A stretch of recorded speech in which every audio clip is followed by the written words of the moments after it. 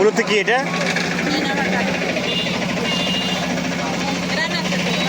না এটা জুমের ধনে পাতা, কিন্তু এটা আপনার দেশি যেটা যেটা সচরাচর ওরকম তো না, এটা গ্রাম তো আলাদা। হ্যাঁ, আপনি কি ধনে পাতা বলেন না?